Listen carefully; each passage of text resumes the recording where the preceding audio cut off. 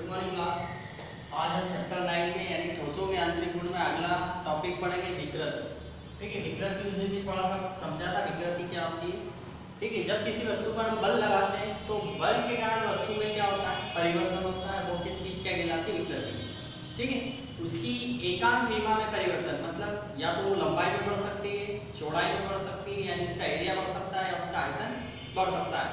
तो हम बटे के ऊपर इसका फॉर्मूला क्या बनता है, विकृति बराबर अगर वस्तु की लंबाई में परिवर्तन है तो ऊपर आ जाएगा लंबाई में परिवर्तन और बटे में आ जाएगा प्रारंभिक लंबाई। तो लंबाई से लंबाई की यूनिट कैंसिल हो जाती है। तो विकृति की ना तो कोई यूनिट होती है, मतलब कोई मात्रक भी नहीं है, और ना ही कोई इसका क्या होता है, विमीय सूत्र होता है।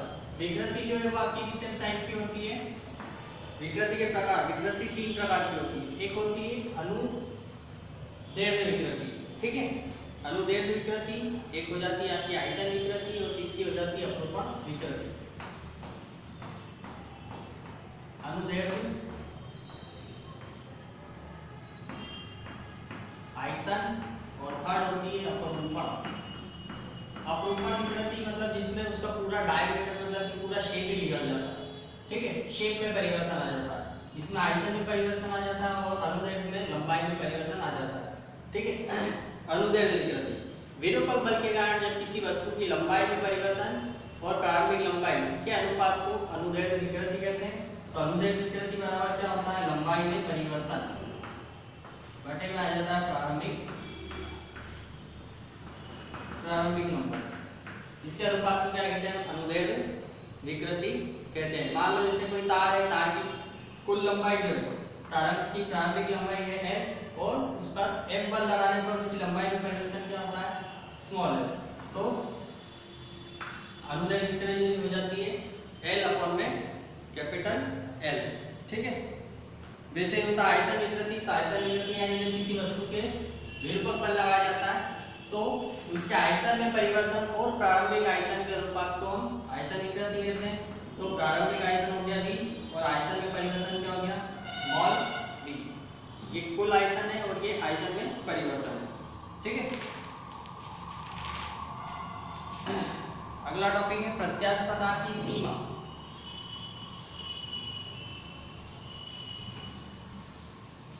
या इसको बोलते हैं हुक का नियम।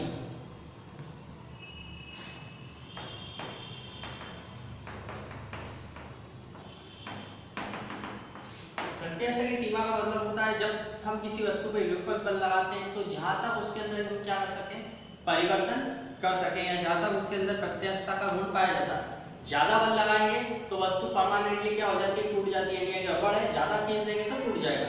तो प्रत्यास्थता गुण क्या हो गया, समाप्त। जहां तक उसमें खिंचाव आ जाए वो क्या कहलाती है, प्रत्यास्थता की सीमा। वैसे ही होता है हुक का नियम। प्रत्यास्थता की सीमा जो होती है यानी जब किसी पे विरूपक बल लगाते हैं रबड़ के ऊपर तो प्रत्यास्थता की सीमा के अंदर बढ़ता है। यानी उसके अंदर क्या होता है, विकृति या उसके अंदर जो बेढंगा हो जाता है या वो मुड़ता है। ठीक है, तो प्रत्यास्थता की सीमा जो होती है वो उसके अंदर उत्पन्न विकृति की क्या होती है, समानुपाती। यानी प्रत्यास्थता समानुपाती क्या होता है, विकृति। ठीक है, किसी वस्तु पर जब विरूपक बल लगाया जाता है तो प्रत्यास्थता की सीमा के अंतर्गत वस्तु में प्रत्यास्थता का जो गुण होता है वो विकृति के क्या होता है, समानुपाती। ये हुक का नियम है। प्रत्यास्थता समानुपाती विकृति, समानुपाती हटाते हैं तो क्या निकलता है, लेखन ई विकृति। तो ई बराबर हो जाता है ई बराबर प्रत्यास्थता बटे विकृति।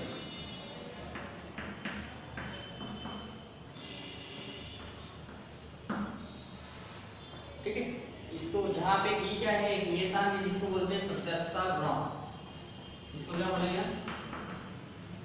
प्रत्यास्थता गुणांक। यानी किसी वस्तु के ऊपर जब बल लगाया जाता है तो उसकी प्रत्यास्थता और विकृति के अनुपात को प्रत्यास्थता गुणांक कहते हैं। इसे कैपिटल ई से प्रदर्शित करते हैं। प्रत्यास्थता गुणांक जो है ये भी कितने प्रकार का होता है, 3 प्रकार के होते हैं।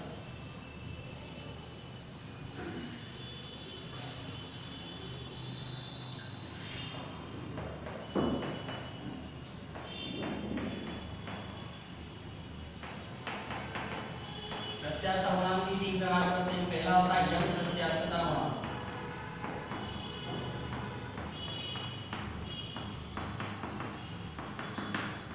यंग प्रत्यास्थता गुणांक, इसकी एक परिभाषा होती है अनुदैर्ध्य प्रतिबल जो पढ़ चुके हैं पहले, और अनुदैर्ध्य विकृति जो अभी पढ़ा है। ठीक है, प्रत्यास्थता की सीमा के अंतर्गत अनुदैर्ध्य प्रतिबल और अनुदैर्ध्य विकृति के अनुपात को यंग प्रत्यास्थता गुणांक कहते हैं। ऊपर आ जाएगा अनुदैर्ध्य प्रतिबल, नीचे आ जाएगा अनुदैर्ध्य विकृति।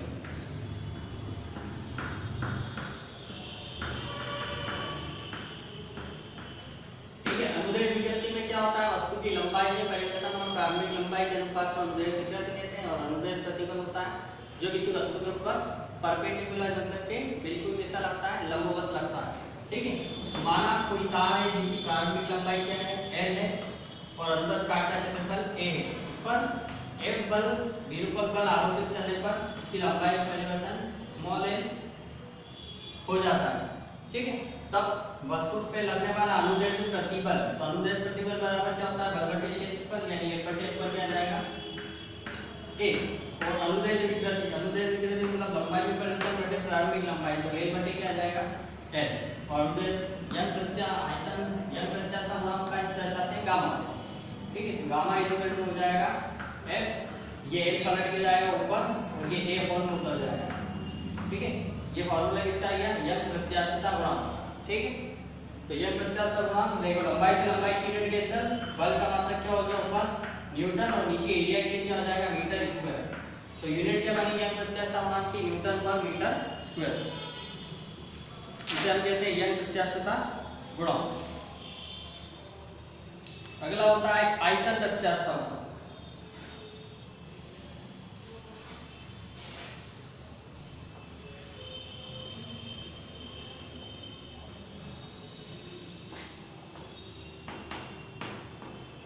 दूसरा जो है वो है आयतन प्रत्यास्थता गुणांक। प्रत्यास्थता की सीमा के अंतर्गत अभिलंब प्रतिबल और आयतन विकृति। ठीक है, दूसरा प्रतिबल कौन सा आ जाएगा, अभिलंब प्रतिबल जो वस्तु की सतह के समांतर लगता है। आयतन प्रतिबल और आयतन विकृति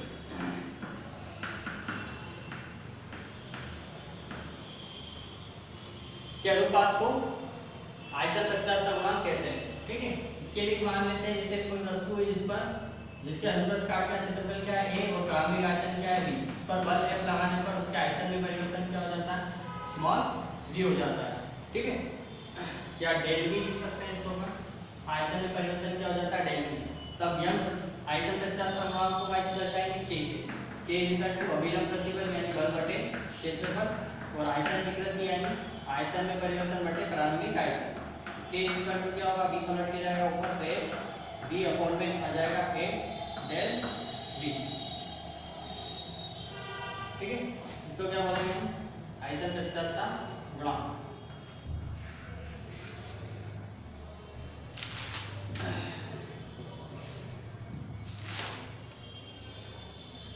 प्रत्यास्थता के अनुप्रयोग, अनुप्रयोग मतलब इसके एप्लीकेशन या कहाँ यूज होता है। ठीक है, एग्जाम्पल पुल के निर्माण में। ठीक है, पुल देखा होगा, जब पुल वगैरह बनती है तो उसमें लोहे की गड़र लगाई जाती है। ठीक है, लोहे की गड़र लगाई जाती है, वो दो गड्ढरों के बीच में क्या छोड़ दिया जाता है, खालिस्तान छोड़ा जाता है। ऐसी आपने गड़र देखी होगी।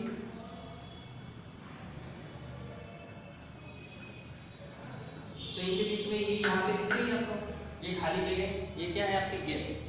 तो पुल के निर्माण के समय इस बात का ध्यान रखा जाता है कि ट्रैफिक के भार आदि, तूफान के कारण, स्वयं का भार आदि के कारण उसमें झुकाव उत्पन्न न हो। इसके लिए उसमें अधिक से अधिक यंग प्रत्यास्थता गुणांक यानी कि धातुओं को मजबूत डाला जाता है और उसमें तन्यता का गुण होता है, ताकि वो जो धातुएं होती है अधिक भार होने पर भी क्या हो सकती है, इधर उधर एडजस्ट होती है और अपने आप को क्या करती है, बांध के रखती है। ठीक है, और ताकि उसके अंदर तन्यता गुण हो तो ज्यादा बल होने में वो थोड़ी सी खिंचाव हो जाए उसके अंदर, ना कि वो मुड़ जाए।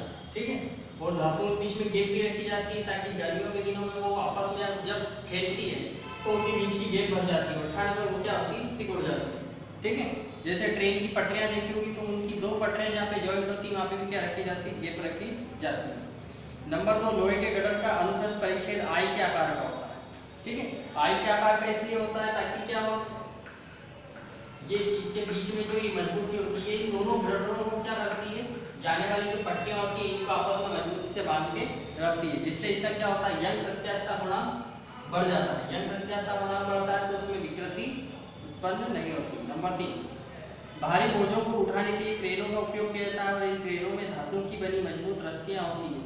इन रस्सियों की मोटाई तथा धातु का चयन प्रत्यास्थता के आधार पर रखा जाता है। धातुएं जो होती है इनमें प्रत्यास्था का गुण पाया जाता है और प्रत्यास्था जितनी अधिक होगी धातु उतनी ही ज़्यादा मजबूत होती है। अगर प्रत्यास्था गुण नहीं होगा तो लोहे के रस्से टूट जाएंगे जिससे पोल के गिरने का डर होता है। विद्युत तार लगाने हेतु प्रयुक्त दो सतत खंभों के बीच की दूरी तार के पदार्थ की प्रत्यास्था पर निर्भर करती है। बिजली के खंभे देखे होंगे, एक पोल से दूसरे पोल के बीच में जो तार रखे जाते हैं उनके बीच में थोड़ा सा क्या रखा जाता है गैप, क्योंकि वे क्या होते हैं गर्मियों में फैलते हैं और ठंड में तार सिकुड़ जाते हैं जिससे उनमें खिंचाव उत्पन्न होता है, जिसके कारण वो रस्से आपस में टूटते नहीं। जल और वायु दोनों में कौन अधिक प्रत्यास्थ है? यदि जल और वायु को समान आयतन ले और उन पर समान दाब आरोपित करें तो जल के आयतन में वायु की तुलना में कम परिवर्तन होता है, अतः जल क्या है अधिक प्रत्यास्थ होता है। इसमें आपके दो डेरिवेशन हो रहे हैं जो अगले वीडियो में